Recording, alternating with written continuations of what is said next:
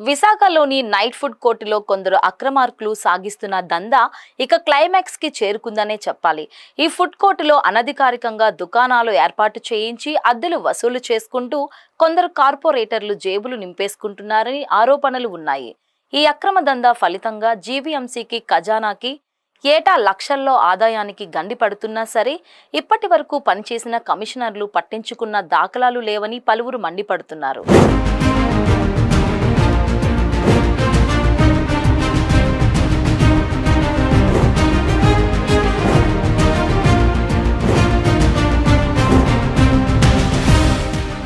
Food కోర్టులో వ్యాపారులను తొలగించి అర్హులైన వారికి కేటాయించాలని తీర్మానం చేసినా ఇప్పటికీ విశాఖ జీవీఎంసీ యూసీడీ విభాగం తీసుకున్న చర్యలు మాత్రం శూన్యం. ఈ భాగోతం తెలిసి వ్యాపారులతో కుమ్మక్కైన నాయకులు, అధికారులు పాలక వర్గంపై ఒత్తిళ్లు తెస్తున్నారన్న ఆరోపణలున్నాయి. ఫుడ్ కోర్ట్ దందా కారణంగా జీవీఎంసీ ఆదాయానికి గండి పడుతోంది అని వీబీసీ ఆన్ టీవీ గతంలో ప్రత్యేక కథనం ప్రసారం చేయడం తెలిసిందే. గత కౌన్సిల్ సమావేశాల్లో అప్పటి కార్పొరేటర్ పీలా శ్రీనివాసరావు, జనసేన కార్పొరేటర్ పీతల మూర్తి యాదవ్ ఫుడ్ కోర్ట్ అక్రమాలపై ధ్వజమెత్తారు. పీలా ఇప్పుడు మేయర్ పీఠంలోకి రావడంతో ఇక ప్రక్షాళన తప్పదని ప్రచారం జరుగుతోంది.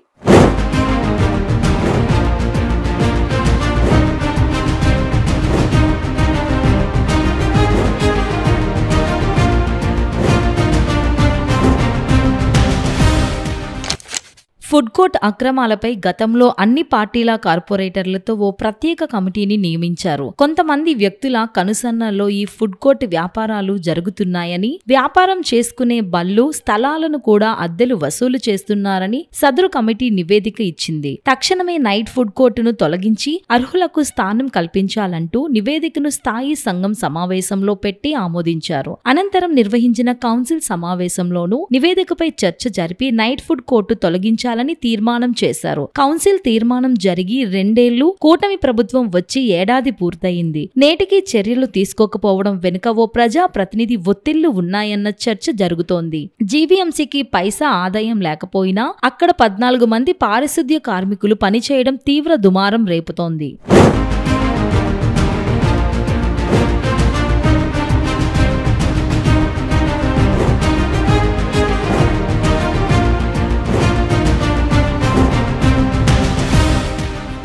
ఫుడ్ కోర్టు ద్వారా ఘనత వహించిన జీవీఎంసీకి ₹1 ఆదాయం రాకపోవడం తెలిసిందే. కానీ ఈ ఫుడ్ కోర్ట్ కారణంగా ఇతర సమస్యలు కూడా ఉన్నాయి. ఇక్కడి వ్యాపారులకు ఇటు ఫుడ్ లైసెన్సులు, అటు ట్రేడ్ లైసెన్సులు లేవని పలువురు మండిపడుతున్నారు. పోనీ ఈ వ్యాపారులు తక్కువ ధరలకే ఆహారం విక్రయిస్తున్నారు అనుకుంటే పొరపాటే. వ్యాపారులు కార్పొరేటర్లకు అద్దెలిస్తున్న మేరకు ఆహార పదార్థాలను ఇష్టానురాజ్యంగా ధరలు పెంచి అమ్మేస్తున్నారని వినియోగదారులు గగ్గోలు పెడుతున్నారు. ఇక్కడి మెనూ కార్డులో రేట్లు స్టార్ హోటల్తో పోటీ పడతాయి అంటే అతిశయోక్తి కాదు.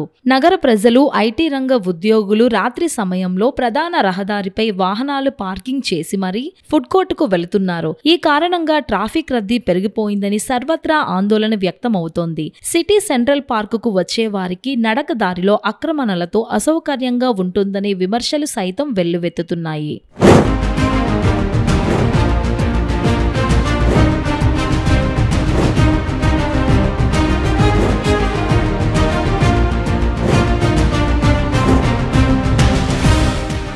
VMRDA, జీవీఎంసీ సంయుక్తంగా 2019లో ఏర్పాటు చేసిన నైట్ ఫుడ్ కోర్టుని వైఎస్ఆర్ కాంగ్రెస్ పార్టీ నేతలు ఆదాయ వనరుగా మార్చుకున్నారన్నది బహిరంగ రహస్యమే. వైసీపీ మేయర్ గొలగాని హరివెంకట కుమారి హయాంలో అంతా తామై చక్రం తిప్పిన ఓ 4 నాయకుల కనుసన్నల్లో ఫుడ్ కోర్ట్ నడిచింది. 30 మంది వ్యాపారులతో ప్రారంభమైన ఫుడ్ కోర్టులో 2020 మార్చి నాటికి దుకాణాలు 120కి చేరడం గమనార్హం. వీటిలో అనధికార వ్యాపారులవే ఎక్కువ కావడం విచిత్రమనే చెప్పాలి. ఇది నియంత్రించాల్సిన జీవీఎంసీ యూసీడీ విభాగం అధికారులు వైసీపీ నాయకుల ఒత్తిళ్లకు తలొగ్గి కాసులు తీసుకుని కళ్లు మూసుకున్నారని ఆరోపణలు ఉండనే ఉన్నాయి. ఆ తర్వాత కరోనా రావడంతో లాక్డౌన్ లో దుకాణాలు మూతపడ్డాయి. 2021లో జీవీఎంసీ కమిషనర్ అనుమతి లేకుండానే అప్పటి వైసీపీ ఉత్తరాంధ్ర ఇన్ఛార్జి విజయసాయిరెడ్డితో దుకాణాలను తిరిగి తెరిపించారు. ఫుడ్ కోర్ట్ జోన్ 4 పరిధిలోని పాత జైలు రోడ్డు గొల్లలపాలెం వద్ద నిర్వహిస్తున్నారు. కానీ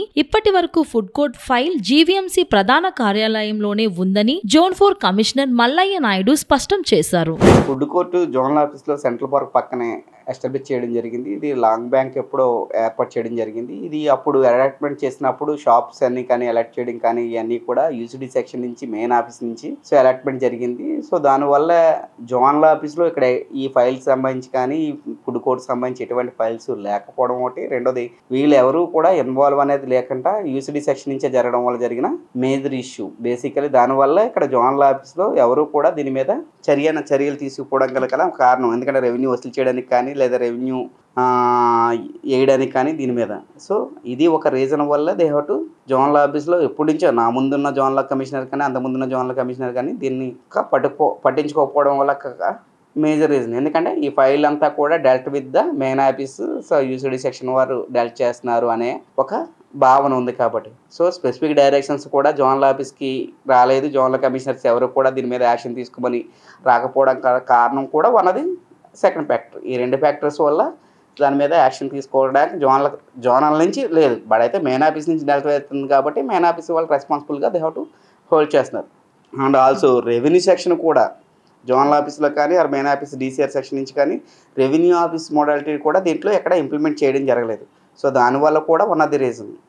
అందువల్ల ఇప్పుడు ఈ ఫుడ్ కోర్ట్ నుంచి ఎటువంటి రెవెన్యూ ఆదాయం లేకపోవడం అనేది గత కమిషనర్ గారు లాస్ట్ టైం ఎగ్జిక్యూటివ్ అథారిటీ వారు కమిషనర్ గారు ఉన్నప్పుడు అవన్నీ కూడా ఇన్స్పెక్ట్ చేయడం జరిగింది. అవన్నీ కూడా ఎన్ని షాపులు ఉన్నాయి, వాళ్ళ ఆధార్ కార్డ్ ఏంటి అనేది కూడా ఐడెంటిఫై చేసి 140 షాప్స్ అన్నీ ఐడెంటిఫై చేయడం జరిగింది. దానికి అన్నట్లు ఒక సిస్టమేటిక్గా కాకినాడ మోడాలిటీ ఏదైతే ఉంది, విజయవాడ ఏ మోడాలిటీ ఏదైతే ఉందో దాని ప్రకారం నైట్ కోర్ట్ని ఏర్పాటు చేయడానికి ఒక సిస్టమేటిక్గా ఒక బ్యూటిఫుల్ స్పేస్ కింద రాజమండ్రి ఒకటి, ఈ రెండు మోడాలిటీస్ని ఎగ్జామ్ చేసి అప్పుడున్న ఇంజనీరింగ్ అధికారులకి యూసిడి సెక్షన్ అధికారులకి డీటెయిల్ రిపోర్ట్ సబ్మిట్ చేయమని చెప్పి ఉన్నారు.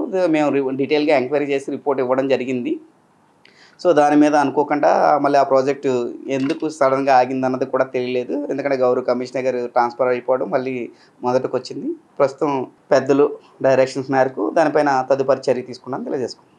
అనధికార వ్యాపారులతో నేతల లాలూచీ కారణంగానే జీవీఎంసీ లక్షలాది రూపాయల ఆదాయం కోల్పోతున్నా సరే ఇటు అధికారులు అటు పాలక వర్గం నిమ్మకు నీరెత్తినట్టు వ్యవహరిస్తున్నాయని పలువురు విమర్శిస్తున్నారు. ఇప్పుడు కూటమి కూడా అదే పందాలో నడవడం చర్చనీయాంశం అయింది. జీవీఎంసీలో కూటమి అధికారంలోకి వచ్చాక ఈ దుకాణాల సంఖ్య 260కి చేరిపోయింది. ఒక్కో దుకాణం నుంచి నెలకు అద్దె రూపంలో 12 నుంచి 15,000, రోజువారీగా అయితే 400 రూపాయలు వంతున వసూలు చేస్తున్నారు. విద్యుత్తు ఛార్జీల పేరిట ఒక్కో దుకాణానికి 100 రూపాయలు అదనంగా బాధేస్తున్నారు. మొత్తం మీద నైట్ ఫుడ్ కోర్ట్ నుంచి రోజుకు 1.30 లక్షల రూపాయలకు పైగా వసూలు చేస్తున్నట్లు కొందరు చెబుతున్నారు. అంటే నెలకు సుమారు 39 లక్షలకు పైగా జీవీఎంసీ ఆదాయం కొందరు కార్పొరేటర్లు అధికారుల జేబుల్లోకి వెళుతుందనే చెప్పాలి. గత మేయర్ హరివెంకట కుమారి హయాంలో టీడీపీ జనసేన కార్పొరేటర్లు ఫుడ్ కోర్ట్ బాగోతం మీద గగ్గోలు పెట్టినా ఫలితం లేకపోయిందనే చెప్పాలి. ఎట్టకేలకు ఫుడ్ కోర్టుని పూర్తిగా ప్రక్షాళన చేస్తామని నగర మేయర్ పీలా శ్రీనివాసరావు స్పష్టం చేయడం విశేషం. గతంలో నేను 4 లీటర్గా 4 సంవత్సరాల్లో కూడా నేను కూడా దాంట్లో చేశాను. ఇప్పుడు కూడా వచ్చే దాన్ని కూడా నేను ఈ కౌన్సిల్లో కూడా డిస్కషన్ ఉంటుంది. డిస్కషన్ ఏది కూడా ఏ స్వార్థం లేకుండా డిస్కషన్ చేసే బాధ్యత కూడా ఇస్తాను. ఏదైతే డిపార్ట్మెంట్ కానీ అధికారులు కానీ తప్పు ఉంటే దానికి బాధ్యులు అవుతారు. దాని బాధ్యతతో అక్కడ చెప్పవలసి వస్తుంది.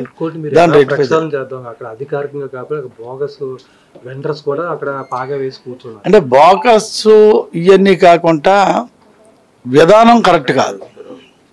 ఫుడ్ కోర్టు కూడా మన జీఎంసీ నుంచి ఎంతో కొంత డబ్బులు కలెక్ట్ చేసి ఒక విధానంగా నడిపించలేని పరిస్థితిలో గత ప్రభుత్వం నుంచి ఉన్నాయి.